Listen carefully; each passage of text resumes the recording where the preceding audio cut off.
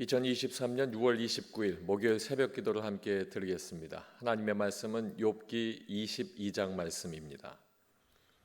대만 사람 엘리바스가 대답하여 이르되 사람이 어찌 하나님께 유익하게 하겠느냐? 지혜로운 자도 자기에게 유익할 따름이니라. 내가 의로운들 전능자에게 무슨 기쁨이 있겠으며 내 행위가 온전한들 그에게 무슨 이익이 되겠느냐?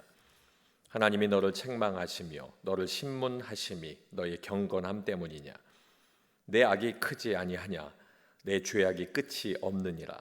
까닭 없이 형제를 볼모로 잡으며 헐벗은 자의 의복을 벗기며 목마른 자에게 물을 마시게 하지 아니하며 줄인 자에게 음식을 주지 아니하였구나. 권세 있는 자는 토지를 얻고 존귀한 자는 거기에서 사는구나. 너는 과부를 빈손으로 돌려보내며 고아의 팔을 꺾는구나. 그러므로 올무들이 너를 둘러있고 두려움이 갑자기 너를 엄습하며 어둠이 너로 하여금 보지 못하게 하고 홍수가 너를 덮느니라. 하나님은 높은 하늘에 계시지 아니하냐? 보라, 우두머리 별이 얼마나 높은가? 그러나 내 말은 하나님이 무엇을 아시며 흑암 중에서 어찌 심판하실 수 있으랴? 빽빽한 구름이 그를 가린즉 그가 보지 못하시고 둥근 하늘을 거니실 뿐이라 하는구나. 내가 악인이 밟던 옛적 길을 지키려느냐? 그들은 때가 이르기 전에 끊겨버렸고 그들의 터는 강물로 말미암아 함몰되었느니라. 그들이 하나님께 말하기를 우리를 떠나소서 하며 또 말하기를 전능자가 우리를 위하여 무엇을 하실 수 있으랴 하였으나 하나님이 좋은 것으로 그들의 집에 채우셨느니라. 악인의 계획은 나에게서 머니라. 의인은 보고 기뻐하고 죄 없는 자는 그들을 비웃기를 우리의 원수가 망하였고 그들의 남은 것을 불이 삼켰느니라 하리라. 너는 하나님과 화목하고 평안하라. 그리하면 복이 내게 임하리라. 청하건대 너는 하나님 입에서 교훈을 받고 하나님의 말씀을 내 마음에 두라. 내가 만일 전능자에게로 돌아가면 내가 지음을 받을 것이며 또 내 장막에서 불의를 멀리하리라. 내 보화를 티끌로 여기고 오비를 금을 계곡의 돌로 여기라.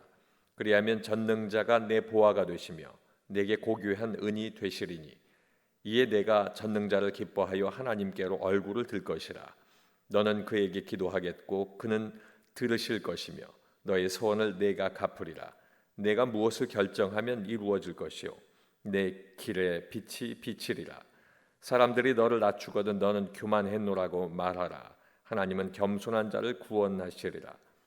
죄 없는 자가 아니라도 건지시리니 내 손이 깨끗함으로 말미암아 건지심을 받으리라.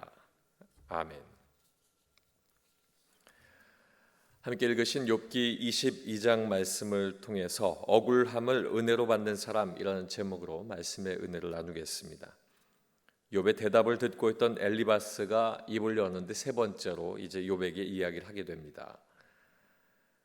경험을 통한 판단 안에서 답하는 엘리바스의 말은 이제 힘이 점점 더 강해져 가고 있습니다. 엘리바스의 말은 단호합니다. 욥의 고난은 죄 때문이다 하는 정죄와 악인은 반드시 멸망함으로 교훈으로 삼아서 죄 때문에 멸망을 당하지 말기를 경고하게 됩니다. 이러한 엘리바스의 권면은 사실에 대해서 모르면서 쏟아내는 지극히 자의적인 해석일 수밖에 없습니다. 우리가 억울한 욥의 상황을 모르는 것은 아니지만 오늘 말씀을 통해 그럼에도 불구하고 이와 같은 억울한 상황 속에서도 내게 전하시는 하나님의 뜻, 그 뜻을 은혜로 받는 신앙인이 되기를 바랍니다.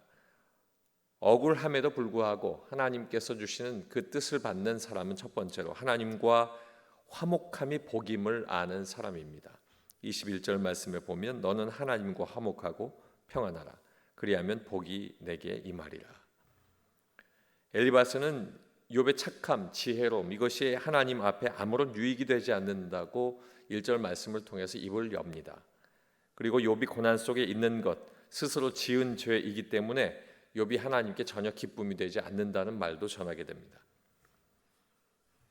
엘리바스는 지금 욥이 겪고 있는 그 고난 속에 감춰져 있는 하나님의 뜻을 전혀 알지 못합니다. 그런데 자신은 확신하고 이것이 하나님의 뜻인 양 이야기를 하고 있는 것입니다.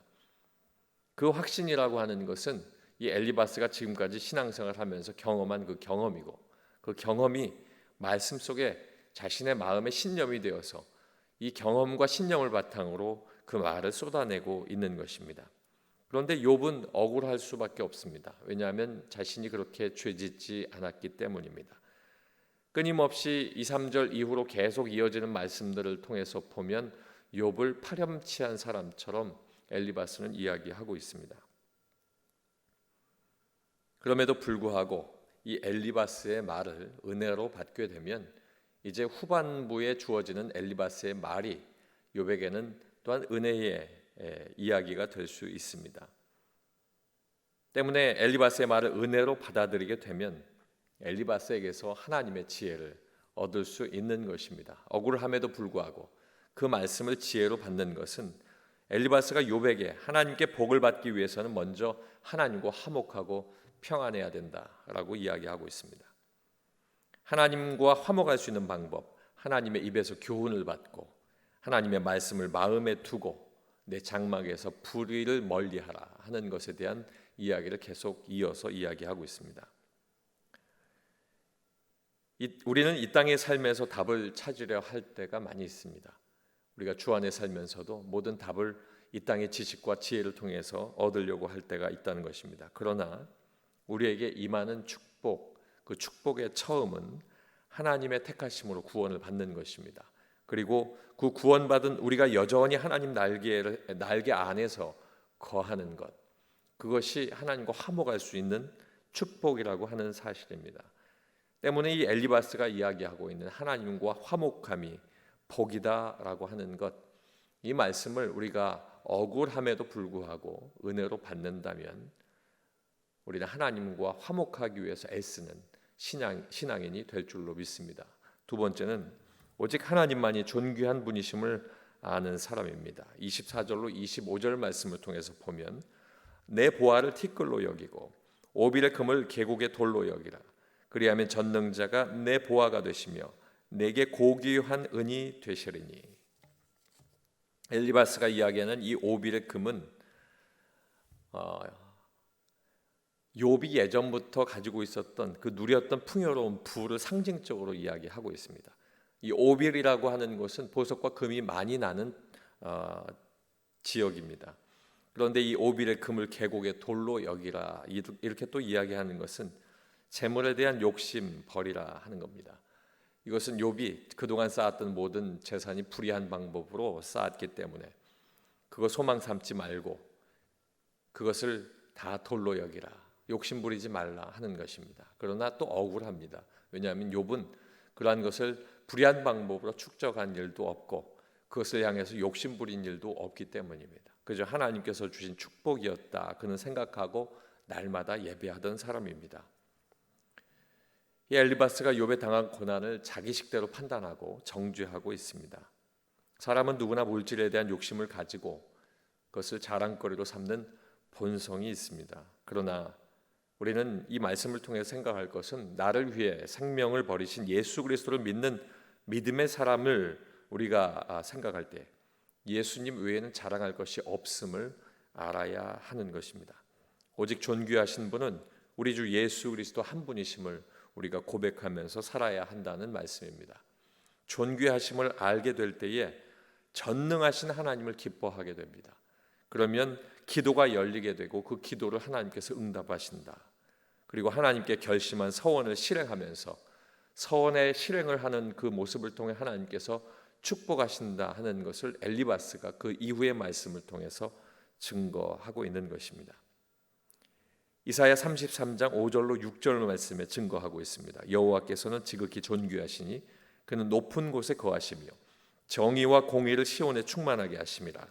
내 시대에 평안함이 있으며 구원과 지혜와 지식이 풍성할 것이니 여호와를 경외함이 내 보배니라. 오늘 이 말씀과 같이 하나님께 결심한 그 모든 마음들이 늘 하나님 앞에서 오직 하나님만이 그리고 오직 주님만이 존귀하신 분이다 고백하고 은혜 받는 복된 삶이 되시길 바랍니다. 마지막 세 번째는 하나님 앞에 겸손해야 함을 아는 사람입니다. 29절 말씀에 사람들이 너를 낮추거든 너는 교만했노라고 말하라. 하나님은 겸손한 자를 구원하시리라. 엘리바스는 욥을 향해 사람들이 혹시 너를 낮추게 된다면 너는 네 교만함을 깨닫고 겸손해야 한다. 이렇게 이야기하고 있습니다. 사실 이 말은 예수 믿는 오늘날의 모든 사람들에게도 포함되는 말입니다. 우리의 본성이 쉽게 교만해지기 때문이고 스스로 판단할 수 없으나 주변에서 그 행실을 보고 권면하거나 교만하게 낮출 때 그때라도 교만을 깨달아야 한다는 이야기입니다. 베드로전서 5장 6절 말씀에 그러므로 하나님의 능하신 손 아래에서 겸손하라 때가 되면 너희를 높이시리라 라고 말씀하고 있습니다. 이 말씀은 겸손한 자에게 주시는 하나님의 마음을 알리고 있는 겁니다. 또 야고보서 4장 6절은 그러나 더욱 큰 은혜를 주시나니 그러므로 일러스되 하나님이 교만한 자를 물리치시고 겸손한 자에게 은혜를 주신다 하였느니라. 이 말씀은 하나님의 은혜는 겸손한 자만이 누릴 수 있다라고 하는 것을 증거하고 있습니다. 스스로 죄인인 것을 안다는 것, 그 죄로 말미암아 죽을 수밖에 없는 불쌍한 영혼인 것을 깨닫는 것입니다. 하나님께서는 그런 나를 택하시고 그리고 독생자 아들을 대신 죽게 하시면서 나를 사랑하신다라고 하는 것을 알게 하셨습니다. 이 사실을 알게 될 때 무릎을 꿇고 손을 들어 죄인임을 고백하는 것, 그것이 바로 억울함에도 은혜로 그 모든 것들을 받을 수 있는 사람입니다. 곧 건지심을 받은 그 은혜를 아는 사람이 그 사람인 것입니다. 사랑하는 성도 여러분, 우리가 억울하고 또 억울하게 이야기하는 일이 있어도 때로는 그 말씀이 하나님께서 내게 주신 지혜가 될 때 그 말씀을 받아 누릴 수 있는 복된 삶 사시길 주님의 이름으로 축원합니다. 기도하겠습니다.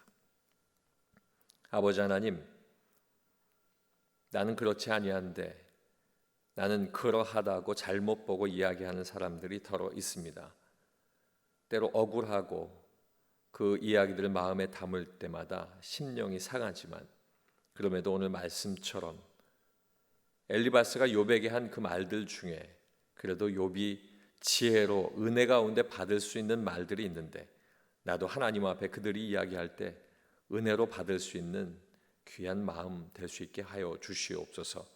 아버지 하나님, 하나님과 화목하고 하나님만이 존귀하며 하나님 앞에 겸손해야 한다는 이 사실을 기억하고 내가 하나님 앞에 그리 행할 때 억울함에도 불구하고 나를 높이 들어주시는 하나님의 그 말씀의 은혜가 삶 속에 있게 하여 주시옵소서.